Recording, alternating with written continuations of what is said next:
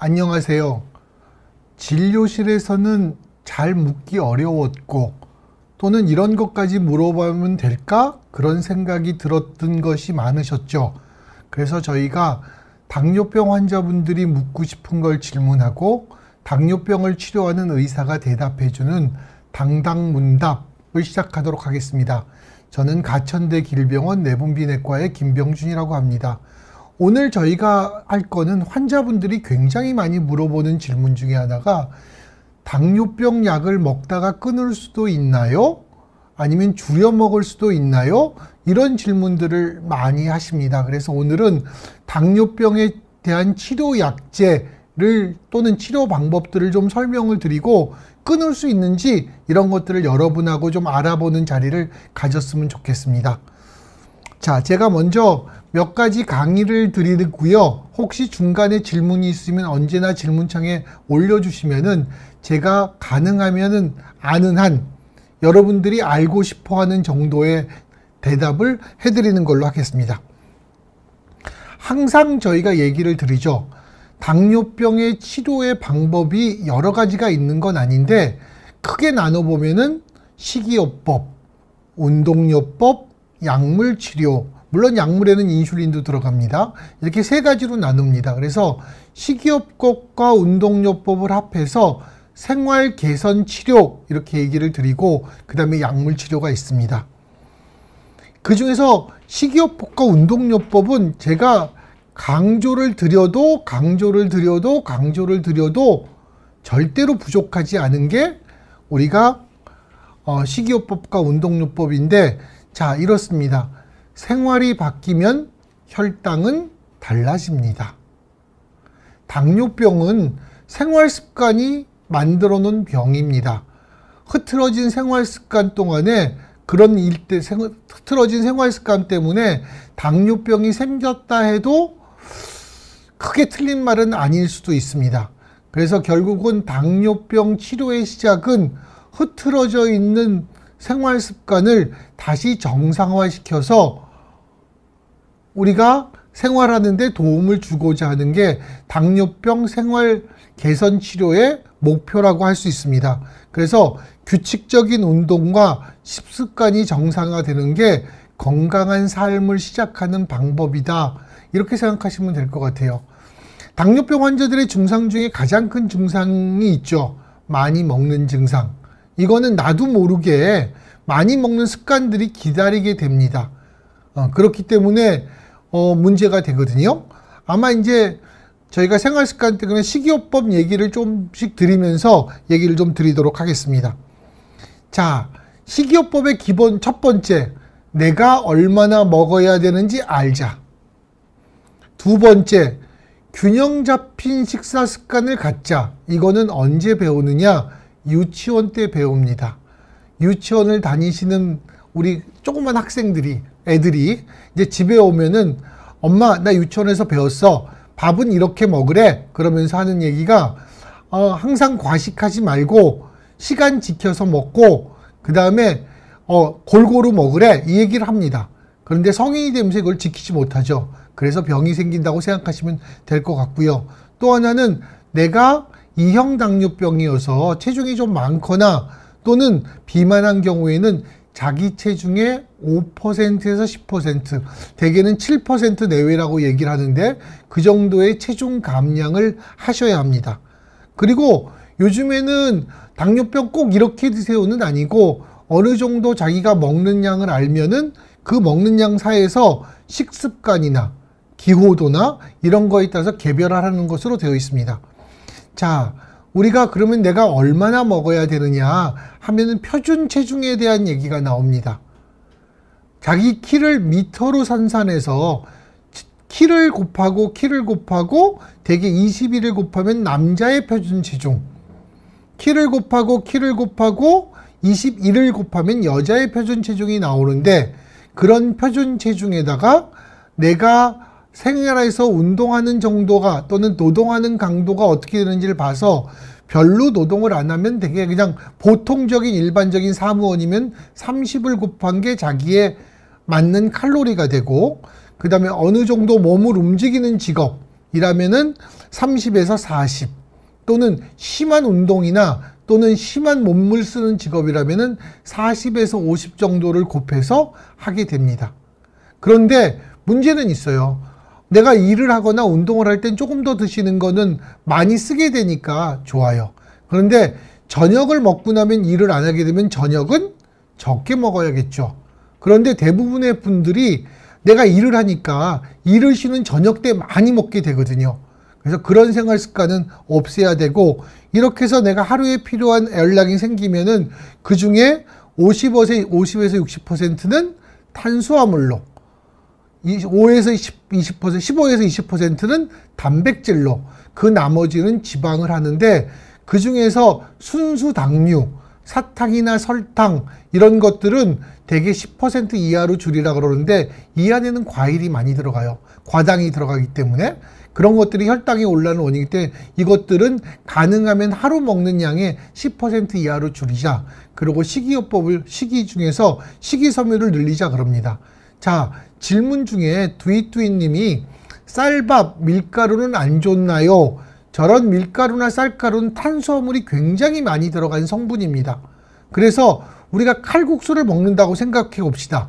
그 중에 탄수화물이 얼마나 될까? 아마 90%가 될 거예요. 그래서 우리가 식이요법을 할 때 탄수화물이 많아지면은 식후 혈당이 굉장히 많이 올라가고 금방 또 떨어지기 때문에 다음 끼니까지 못 가고 또 배가 고파요. 그러면 또 먹게 되죠. 그래서 안 좋고 식후 혈당을 많이 올리는 음식이고 하기 때문에 안 좋다고 합니다. 밀가루보다는 오히려 쌀밥은 나요. 오히려 쌀가루로 만든 떡은 더 안 좋거든요. 그래서 그런 것들을 좀 고민하시면 될 것 같아요. 또 오셨어요. 저는 70kg입니다. 70kg니까 70kg보다는 키를 가지고 한다 그랬죠. 키가 얼마나 되는지를 좀 알려주시면 더 될 것 같고요. 그 다음에 현미 섞어서 먹습니다. 좋습니다. 근데 요즘엔 현미가 다 좋은 것만 아니어서 콩팥에 문제가 있는 분들은 현미를 좀 줄여 먹으라 그러니까 잡곡을 좀 드시는 게 조금 더 낫지 않을까. 그리고 현미냐 백미냐의 문제보다는 현미 같은 경우에는 칼로리가 조금 더 적기 때문에 양을 조금 더 먹을 수 있고, 백미 같은 경우에는 탄수화물이 많기 때문에 양을 좀 적게 먹어야 되고, 이런 문제들을 좀 생각하시면 되겠어요. 계산한 값이 아까 70kg라 그랬으니까 아마 그걸 가지고 내가 어느 정도 운동하시는지를 보시면은 보통 그냥 생활하시는 분은 2100칼로리 정도가 자기가 필요한 칼로리가 될 것 같습니다. 자, 운동요법은 어떡하냐. 앞에 보시면은 유산소 운동과 근력 운동이 있고, 유산소 운동은 일주일에 3회 이상, 토탈 150분 이상을 하는데 대개 이틀 이상을 쉬면 안 되고, 근력 운동은 일주일에 2번 정도를 하자. 그리고 대개 식후 30분에서 1시간 사이에 하는 것이 식후 혈당을 떨구기 때문에 굉장히 손쉽게 할 수가 있고, 저혈당이 자주 오시는 분들은 공복에 식사를 하지 않은 상태에서 운동을 하는 것은 삼가야 됐고, 운동의 강도는 내가 좀 등에 땀이 나고 약간 힘든 정도의 강도를 원하는 것은 당뇨병 환자에서 혈당을 줄이기 위해서 하는 운동입니다. 하지만은 내가 체중을 빼야 돼요. 그럴 때는 이거보다 운동 강도라는 게 조금 더 늘어나야겠죠. 그래서 이런 식으로 운동을 하는 것은 혈당을 조절하고 심혈관 질환의 위험을 감소하고 체중의 감소에 굉장히 도움을 됩니다. 환자들이 많이 오세요. 오셔서는 그래요. 저 운동도 해요. 식사도 잘 하는 것 같아요. 그런데 체중이 안 빠져요. 그러면 묻습니다. 자, 어떤 운동 하시나요? 강아지 데리고 산책해요. 또는 걸어요. 그런데 걷는 거는 그냥 살살 걸으세요. 그러면 그건 산책이죠. 산책은 칼로리 소모가 굉장히 적습니다. 2시간을 해도 별로 칼로리 소모가 밥 한 공기도 다 못 날릴 거예요. 그러면 어떤 식으로 운동을 하면 좋으냐? 제가 권유하는 건 이렇습니다. 30분을 운동을 하더라도 준비 운동을 먼저 5분을 해서 관절도 풀고 스트레칭도 하고 발목도 돌리고 손목도 돌리고 어깨도 돌리고 허리도 돌리고 하고 나서 그 다음에는 걷는데 처음에 2, 3분은 천천히 걷기 시작하다가 그 다음에는 빨리 걷습니다. 내가 할 수 있는 최대한의 빠른 속도로 걷습니다. 그럼 이제 땀이 나겠죠. 그래서 땀이 나면은 조금 천천히 걷다가 또 땀이 좀 식을 때는 빨리 걷다 그래서 이런 거를 2회에서 3회 정도를 반복하면은 한 20분 정도가 됩니다. 그렇게 하면 5분 마무리 운동을 하면은 굉장히 좋습니다. 이렇게 돼버리면은 굉장히 칼로리 소모가 많은데 대개는 30분을 저렇게 걷게 되면은 밥 한 공기 정도의 칼로리를 소모할 수 있다 그러는데 그냥 산살 걷는 거는 대개 2시간을 30분 정도를 걸어도 100칼로리를 소모 못하는 경우들이 많아서 운동의 강도가 되게 중요해서 이렇게 운동을 하게 되면은 공복 혈당도 떨어지고 당화혈색도도 떨어지고 혈당, 식후혈당도 감소하는 효과가 있는데 특히 30분에서 1시간 사이에 운동을 하면은 식후혈당을 많이 감소시키는 효과가 있어서 이 부분은 굉장히 중요한 것 같습니다. 하지만 당뇨병 환자분들이 운동을 할 때 복장은 굉장히 중요해요. 슬리퍼를 신고 운동한다 절대 안 돼요. 모자 쓰고 면 양말 신고 그 다음에 나한테 맞는 신발을 신고 겨울에는 따뜻하게 하고 주머니에는 혹시 저혈당이 생길지 모르니까 사탕이나 작은 음료수를 하나 넣고 이렇게 운동을 하셔야 돼요. 그리고 여러 가지 주의사항이 가능하면 매일 해야 되고 더 좋게는 운동 전후에 혈당을 재서 내가 얼마나 잘 조절이 되는지를 좀 보고 운동을 하면 얼마나 떨어지는지를 확인할 필요가 있고 만약에 운동을 하면서 운동량이 많아지면은 운동 시작 전에 간식을 드시는 것도 굉장히 중요하고 운동 중에 저혈당이 생기는 경우를 대비해서 꼭 사탕을 가지고 계시고 몸 상태가 안 좋은 경우에는 쉬셔야 합니다.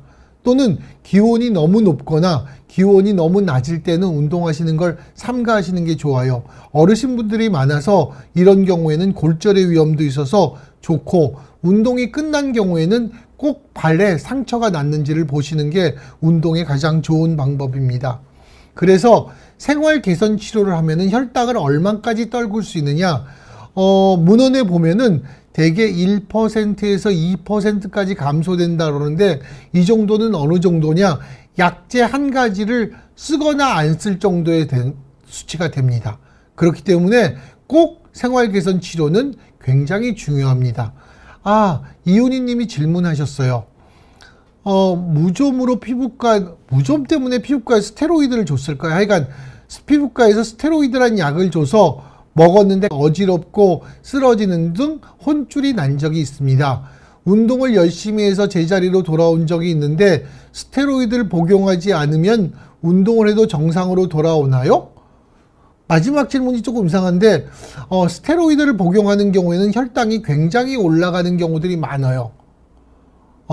대개는 스테로이드 용량이나 또는 얼마나 오랫동안 먹었는지 상관이 되는데 스테로이드 때문에 올라간 혈당은 대개 2주 정도까지 효과를 미친다고 해요. 그래서 스테로이드를 안 쓸 수는 없는데 스테로이드를 쓰게 되는 경우 어떤 경우는 관절 주사를 맞았어요.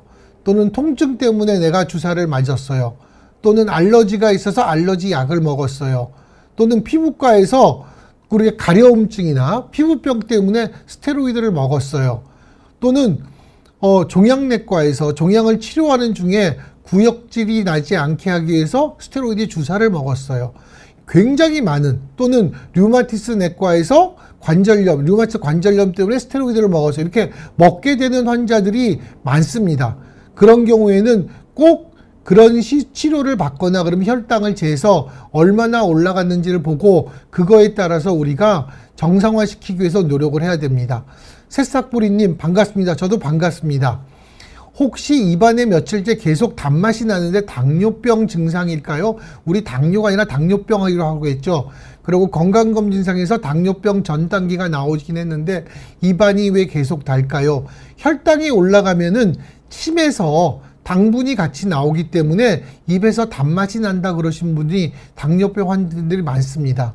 하지만은 수분이 부족하거나 그래도 입안에 단내가 나는 경우가 있어서 저런 경우에는 저걸 가지고 당뇨병 증상이라고 하지는 않는데 입마름이 지속되어서 단맛이 나는 경우에는 우리가 입마름이 생기고 거기에 같이 소변량이 는 경우에는 혈당을 좀 재보는 게 좋겠는데 당뇨병 전 단계인 경우는 중간중간에 혈당을 재보는 게 좋겠죠. 자, 라라스위 님이 한 번 더 질문을 주셨어요. 젊은 고혈압 환자입니다. 39세 여성입니다. 혈압이 200이어서 약을 먹고 있어요. 단백뇨가 좀 나와서 대학병원에서 당뇨병을 검사하였는데 아직 당뇨병은 아니라고 하지만 성인병에 걸리기 좋은 환경이라고 합니다. 아마도 젊으신 분이고 혈압이 많이 올라가니까 혈압이 올라가는 경우도 단백뇨의 원인이 됩니다. 또한 혹시 비만하다 그러시면은 우리가 대사증후군이라 그러는 고혈압, 고지혈증, 비만 이런 것들이 있어서 보시니까 LDL 중성지방은 정상인데 HDL이 낮고 체중은 48kg는 높진 않은데 그래도 보시면은 체중이 키에 비해서는 조금 높아 보여서 체중을 좀 감량하시는 게 굉장히 좋고 저러신 분들은 꾸준히 운동하시는 게 제일 좋아서 특히 복부 비만이 오지 않게 하셔야 돼요. 체중은 많지 않아도 배가 좀 나와 있거나 특히 아랫배가 나와 있거나 이럴 경우에는 그걸 좀 빼시는 게 제일 중요하다고 생각하고 지금 같은 경우에는 꾸준한 운동이 아마 혈압을 줄여줄 수 있고 단백뇨도 줄여줄 수 있고 또 하나는 운동과 소금기를 줄일 수 있는 식이 조절 이런 것들이 아마 중요할 거라고 생각을 합니다.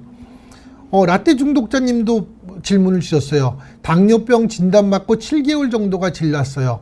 식단 관리를 원래 다이어트 한다고 하고 있는데 당뇨병 진단받고 아주 철저하게 관리하려고 하고 있습니다. 아주 좋으신 생각입니다. 이건 무지 좋아요. 근데 문제는 식단에 대한 강박이 생기는 것은 안 좋아요. 이거는 식이요법을 잘못 생각하셔서 그래요. 무조건 적게 먹고 무조건 그러는 건 아니에요. 그래서 저는 환자분들한테 어떻게 얘기하냐면은 본인이 좋아하시는 음식을 드시면서 내가 이런 음식은 얼만큼 먹는 게 좋을까를 좀 고생하셨으면 좋겠어요. 더 좋게는 물론 내가 쌀은 뭐 몇 그램, 뭐는 몇 그램 이렇게 해서 하시면 되게 좋은데 그러면은 내가 이거 하다가 하루가 다 가요. 그래서 정신적으로 힘들어서 스트레스를 받아도 혈당이 올라가기 때문에 무조건 저렇게 스트레스 받을 정도로 하는 건 제일 좋지 않고 우선은 처음에 지금 당뇨병을 진단받았으니까 처음에 1, 2개월 동안은 본인이 식사하시는 양을 10%에서 20% 정도 줄인다고 생각하시면서 식사하시는 패턴, 내가 좋아하는 음식을 먹으면서 식후의 혈당을 자꾸 좀 재보세요. 그러면은 나는 이런 음식 좋아했는데 혈당을 재보니까 생각보다 안 올라가는 음식들이 있어요. 그런 음식은 잘 드셔도 좋아요. 그런데 나는 이런 음식은 안 올라갈 거라고 생각하는데 많이 올라가요. 특히 외식하시는 분들 이런 것들이 많아서 이런 것들을 조금 줄여가기 시작하면은 굳이 그렇게 스트레스를 받지 않고 내가 음식을 좀 조절할 수 있다고 생각하고 아마 식단의 관리에는 꼭 더불어서 해야 되는 게 운동입니다. 내가 조금 더 먹었을 때는 운동을 병합해서 그것들을 조절을 해줄 수 있는 이런 방법을 선택하시면은 되게 좋을 것 같아요. 송지연 님이 입마름과 짠맛 또는 쓴맛도 당뇨병을 의심해 봐야 할까요? 이거는 조금 어려워요. 혹시 입마름과 잔맛, 쓴맛이 나면은 혹시나 침샘의 이상이나 이런 것도 좀 고민해야 되는데 물을 삼키는 것이 힘들어졌어요. 왜일까요? 요즘에 주스와 사탕만 달고 살아요. 수면 부족은 충분히 그럴 수 있고 또 하나는 아침 나절에 저런 게 생기면은 위산이 역류하는 역류성 위염도 그러는 경우도 있어요. 그 다음에 수면 부족은 항상 몸에 여러 가지 문제를 만들기 때문에 수면 부족은 항상 올 수 있습니다. 갑상선 문제하고는 조금 달라서 갑상선 같은 경우는 기능 저하증도 있고 항진증도 있지만은 항진증은 두근거리고 내가 땀도 많이 나고 그 다음에 사람이 조금 급해지고 그 다음에 화나는 거 못 참는 경우들이 많고 갑상선 기능이 떨어지는 거는 저거보다는 사람이 좀 둔해지고 추위도 자주 차고 붓고 피부도 푸석푸석해지고 이런 것들이 있다고 합니다. 새싹뿌리님이 또 하나 얘기를 했어요. 스테비아가 혈당에 영향을 안 준다 해서 스테비아 커피 믹스를 마시는데 정말 혈당은 일단 안 오릅니다.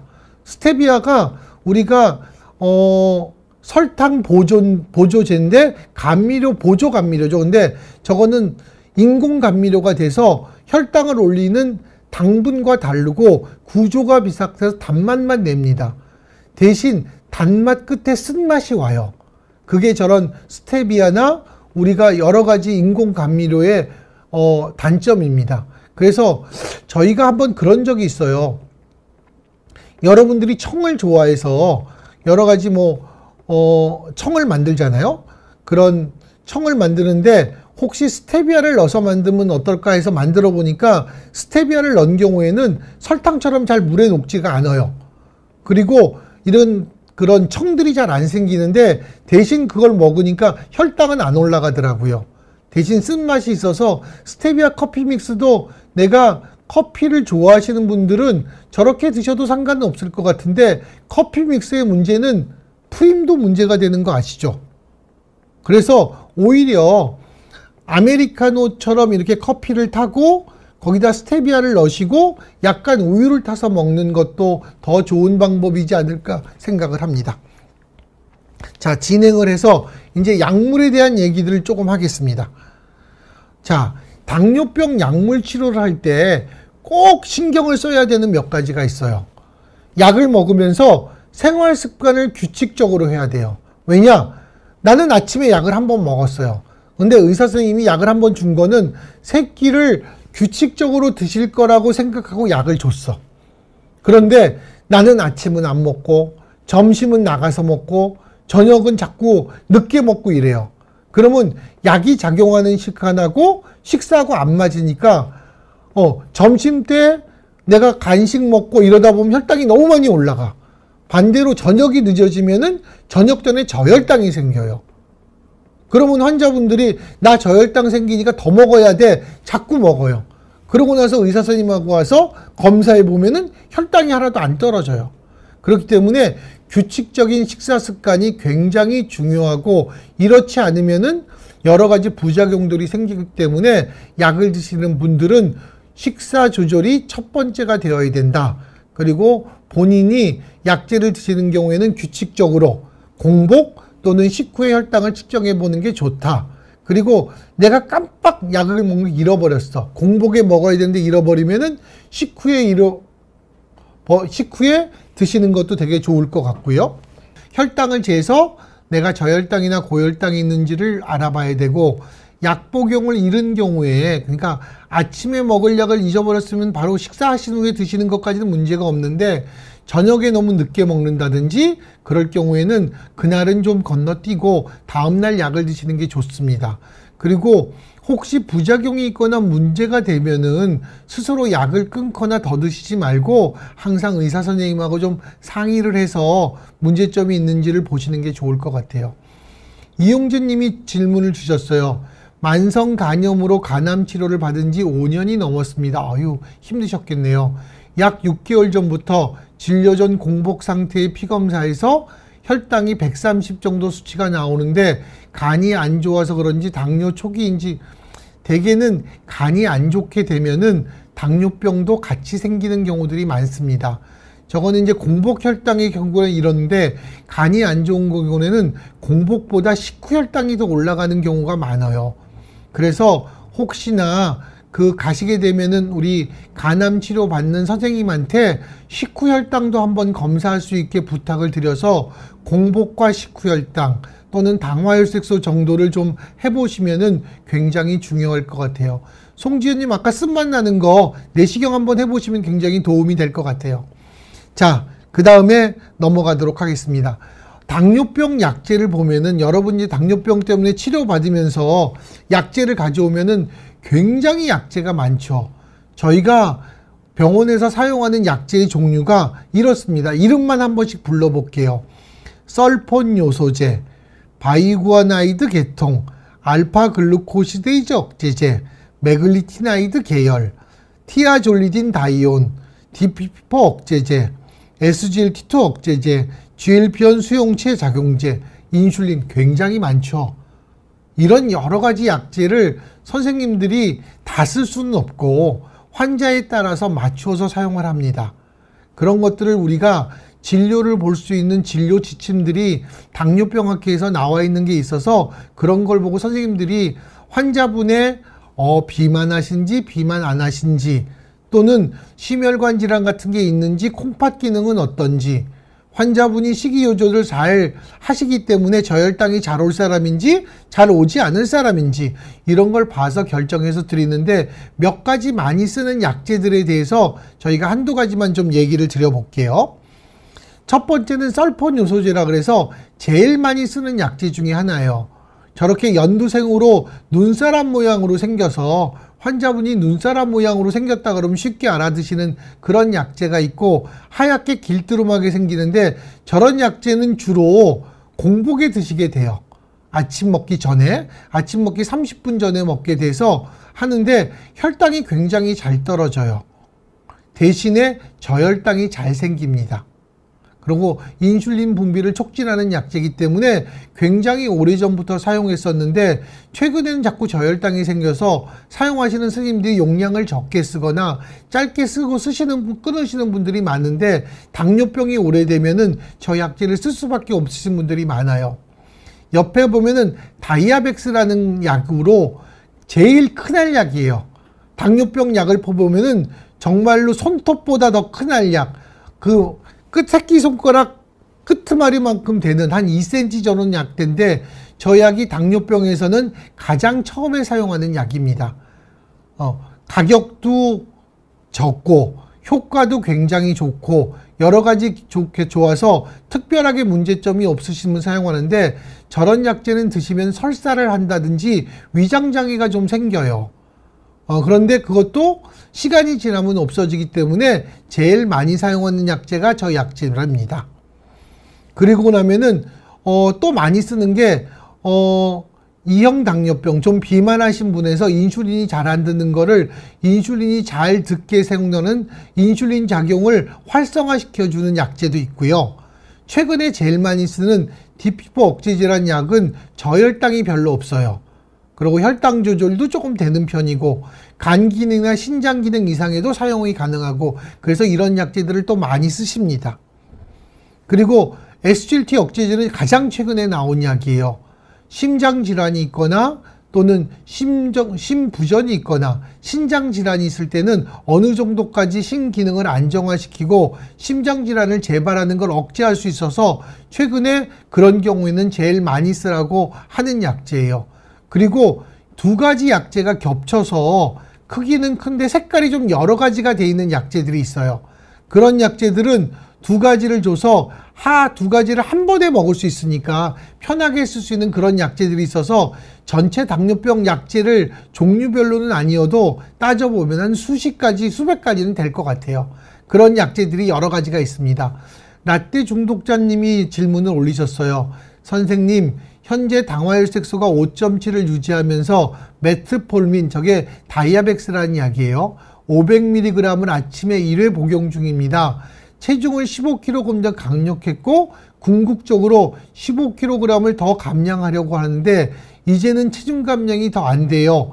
현재 체중이 얼마인지를 알려주셨으면 되게 좋았을 텐데 이런 경우 삭센다를 시도하면은 혈당 체중 감량에 도움이 될 거예요. 네, 될 거라고 생각을 해요. 삭센다는 비만 치료용으로 나왔지만은 혈당을 조절하는 아까 말씀드린 GLP-1 수용체 기량제라고 해서 혈당의 조절도 잘 되고 식욕을 억제하고 용량이 좀 많아지면 체중을 감소시킬 수 있는 약제이기 때문에 단 보험이 안 돼서 비싸요. 그리고 대개는 체중을 감량하려면 용량을 많이 써야 되기 때문에 펜 하나가 대개 10만 원 정도, 10만 원 아니고 가격은 다 틀려요. 그 정도 하는데 하나 가지고는 대개 18mg 정도가 돼 있는데 대개 3mg까지 쓰면은 하나 가지고 5일밖에 못 쓰거나 6일밖에 못 쓰기 때문에 굉장히 가격적인 문제가 좀 있으니까 그런 것들은 좀 생각을 하십니다. 다이아백스는 다이어트 효과가 있을까요? 다이아백스는 체중을 늘리지는 않는데 초기에는 체중 감량의 효과가 있고 인슐린의 효과를 좀 늘려주는 경우가 있다고 합니다. 근데 다이어트 효과까지는 없는데 다이아백스는 최근에 나온 것으로서는 우리가 암의 발생도 좀 줄여준다 그러고 굉장히 다양한 효과가 있어서 당뇨병을 처음 시작하는 것으로서는 크게 문제가 없고 부작용이 없다면은 굉장히 좋습니다. 새싹뿌리님이 하나 더 물어보셨어요. 신장이 안 좋아 신장내과를 다니는데요. 당 문제로 신장내과에서 처방을 받는 건지요? 아니면 내분비내과를 가는 건지요? 신장이 안 좋아서 초기에 조절이 잘 되는 경우에는 내분비내과로 꼭 가실 필요까지는 없을 거라고 생각을 하는데 내분비내과 가셔서 할 게 딱 하나 있어요. 당뇨병 교육입니다.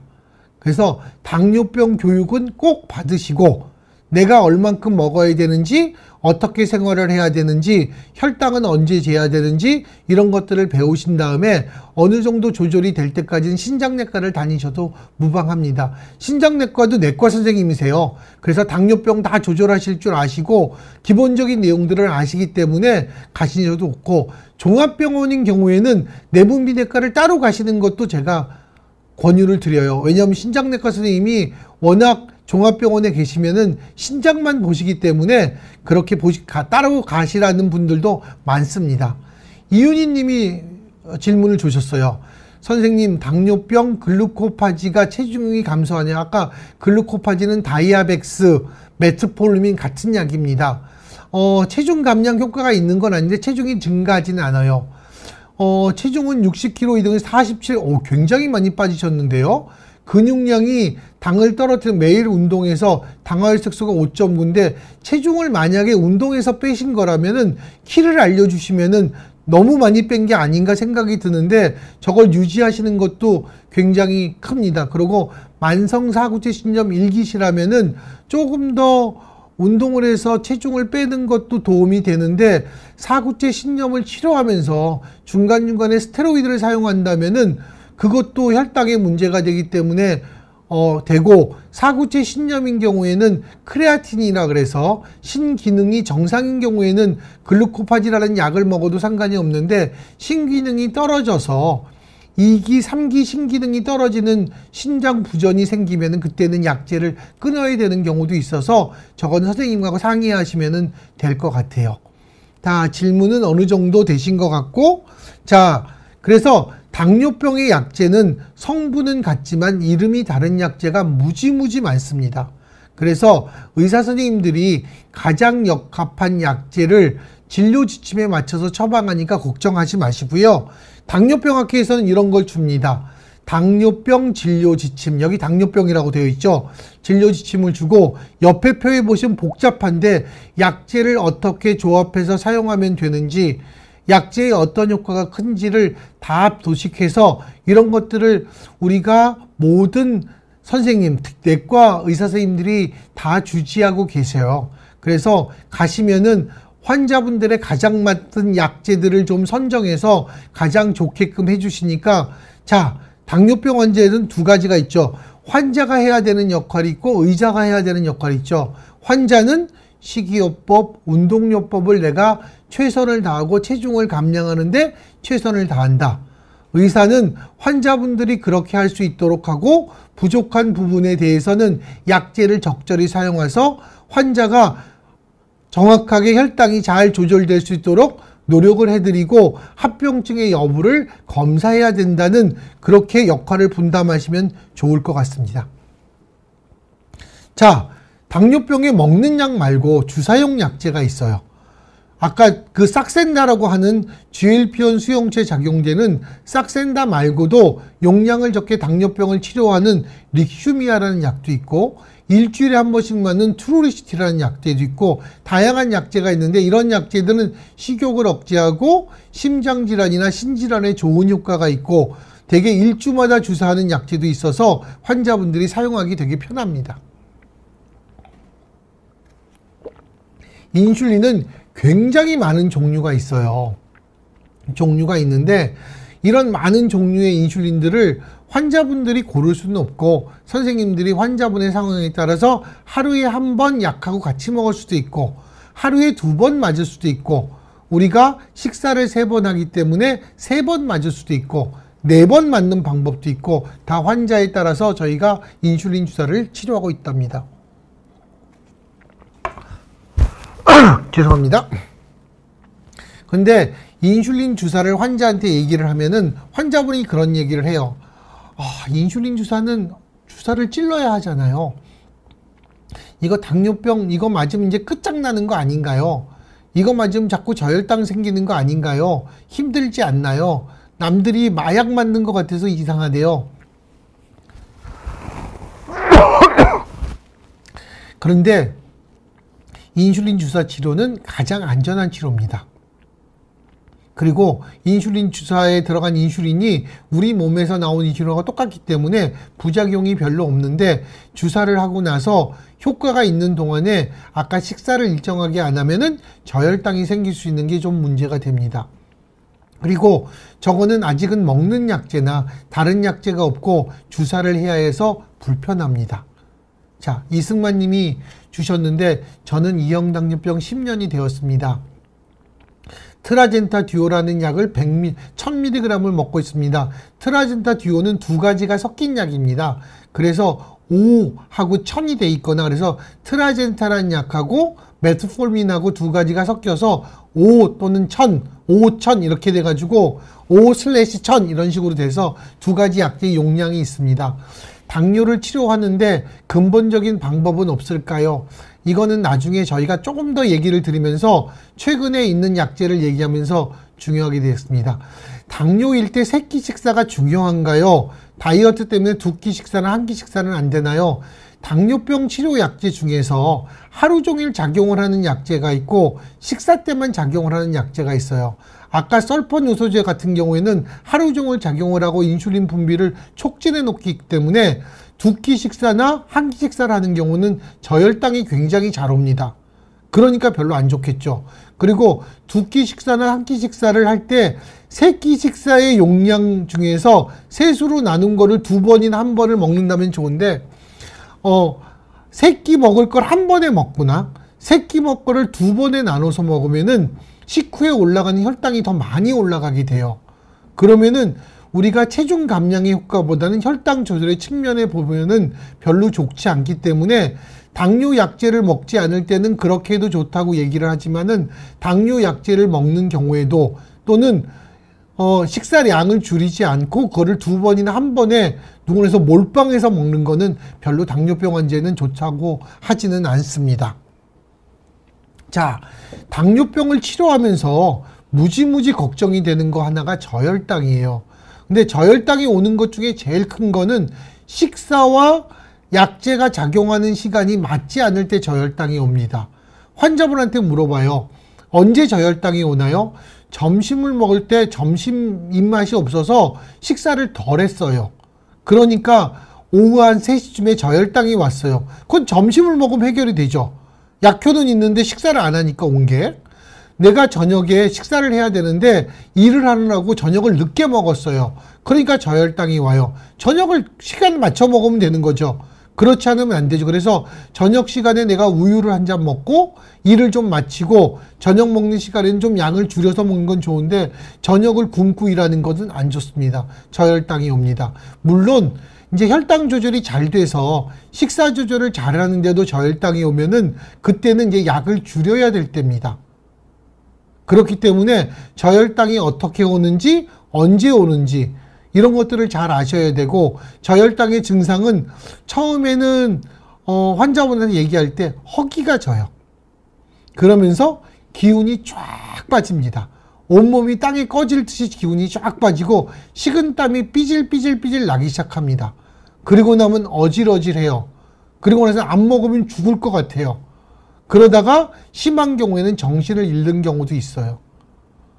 그럴 경우에는 그런 증상이 있으면 제일 먼저 할 거는 1번, 혈당을 재본다. 혈당을 재서 내가 처음에 배고픈 게 그냥 식사를 많이 안 해서 배고픈 건지 저혈당인지 확인을 한다. 그리고 저혈당이라 그러면은 무조건 이것저것 많이 먹을 게 아니고 오렌지 주스 한 잔을 마신다.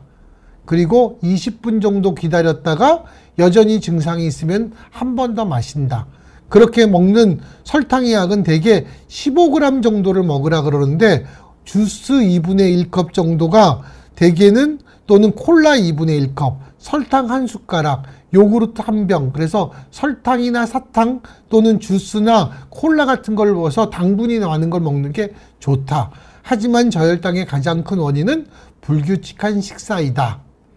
자, 이영림 님이 한번 질문을 주셨어요. 당화혈색소가 6%대를 유지가 되는데 살이 조금씩 자꾸 빠지네요. 안 좋은 거죠? 메트폴민 500ml 하나를 먹고 새끼 간식 잘 먹어요. 체중이 빠지는 이유가 내가 식사를 잘 하는데도 빠진다면 문제가 되죠. 또는 식욕이 없는 상태, 입맛이 떨어지면서 체중이 빠진다면 걱정이 되고, 만약에 체중이 빠지면서 갑자기 혈당이 올라가거나 소화가 안 되거나 입맛이 떨어지면은 췌장에 문제 있는지 확인도 해보라 그래요. 근데 조금씩 빠지는 거는 운동이라든지 열심히 하시면서 빠지는 건 문제가 없는데, 저렇게 해서 내가 체질량 지수라는 거를 대개 23 정도를 유지하시면 굉장히 좋고, 메폴민 하나이면은 굉장히 적은 용량의 약이고, 새끼 간식을 잘 먹으시면은 식사도 잘하고 계시기 때문에 운동 때문에 빠지지 않나 조금 걱정해 보셨으면 좋겠어요. 자, 저혈당 얘기를 들어서 저혈당 너무 걱정하지 마시고, 저혈당이라는 거는 위험한 게 아니고, 내가 식사를 잘못했다고 생각하시거나 내가 이제 약을 줄일 때가 됐구나, 이런 생각을 가지시면 편하다고 생각합니다. 하지만 문제가 되는 게 있어요.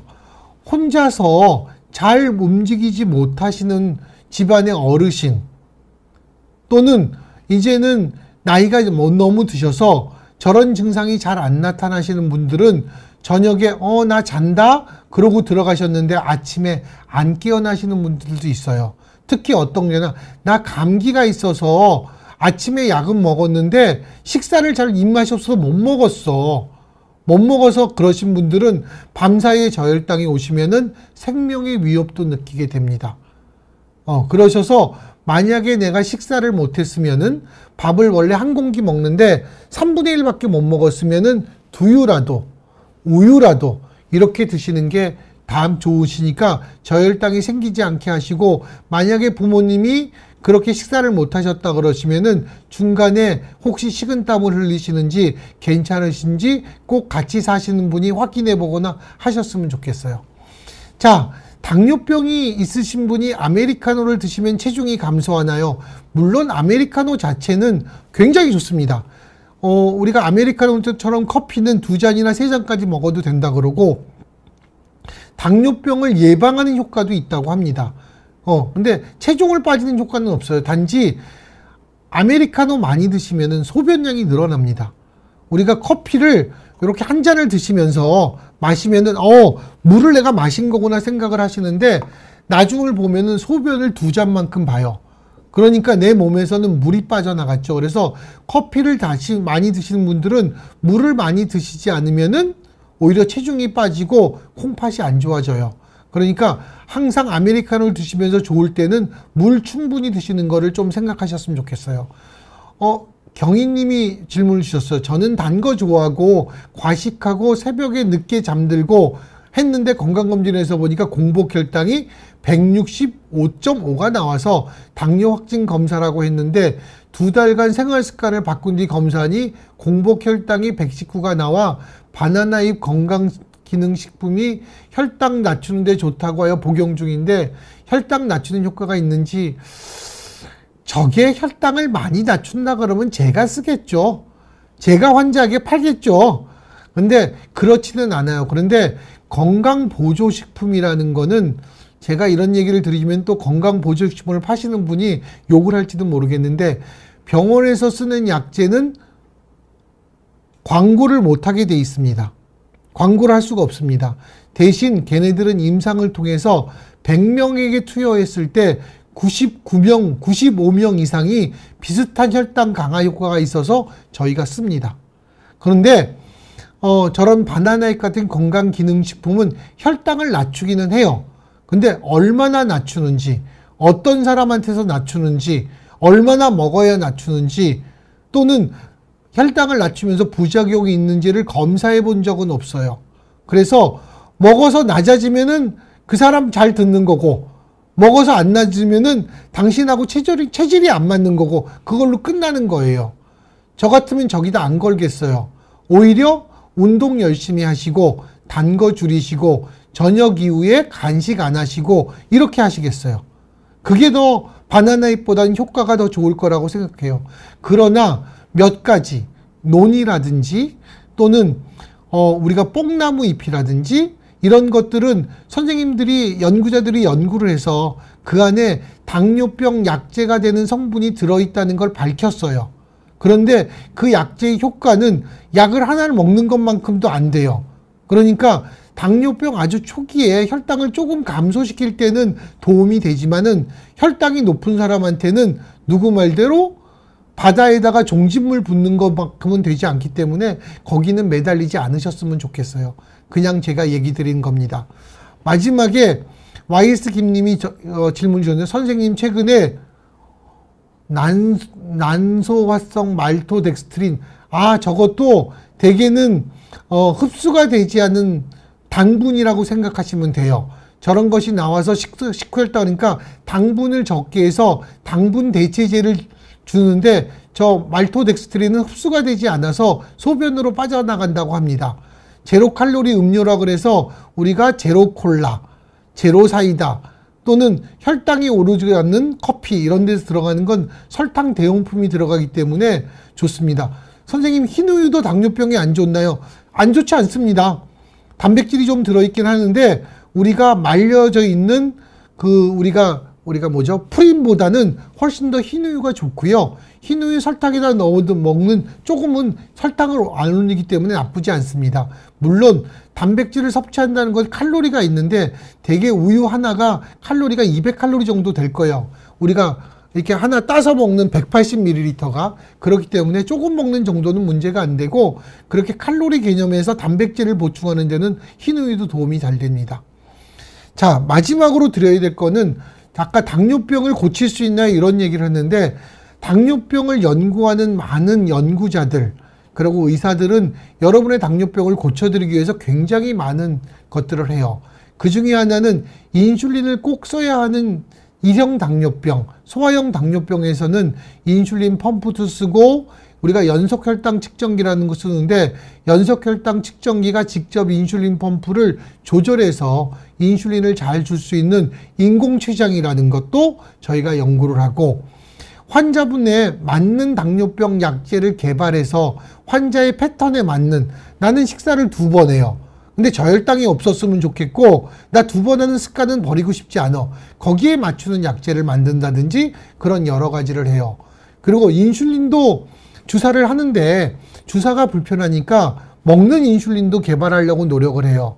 코에다 집어넣거나 안약처럼 집어넣는 인슐린도 하는데 아직까지 상용화되지 않는 게, 피하에 집어넣으면 내가 아플 때나 어떨 때나 어느 정도 일정한 용량이 우리가 작용을 하는데, 이렇게 흡입하는 거는 괜찮을 때는 괜찮은데 감기 걸리면은 인슐린이 작용을 못 해요.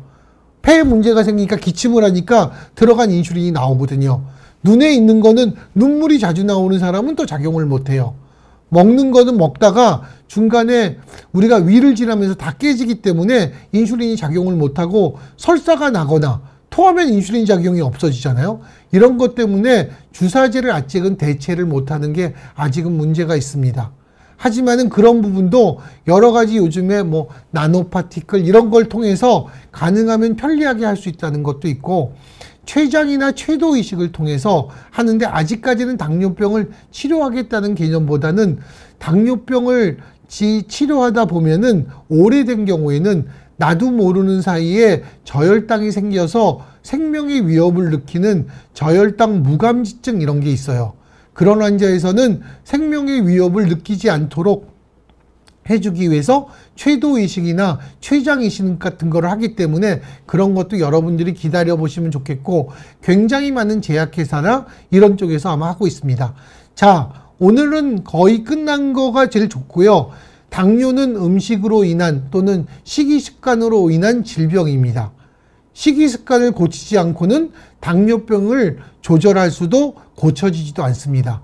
그래서 식이 습관을 조절 잘하셔서 체중을 처음에 빼신 분들은 정말로 처음에 혈당이 조절이 되고, 아까 저에게 물어보신 분들도 몇 킬로를 빼니까 굉장히 좋아졌더라. 정말입니다. 이를 악물고 딱 6개월만 당뇨병이 생겼다고 생각하시면 노력하십시오. 6개월 이후가 달라집니다. 자, 오늘 당당응답 50분이 다 지났습니다. 저는 가천대 길병원 내분비내과의 김병준이라고 합니다.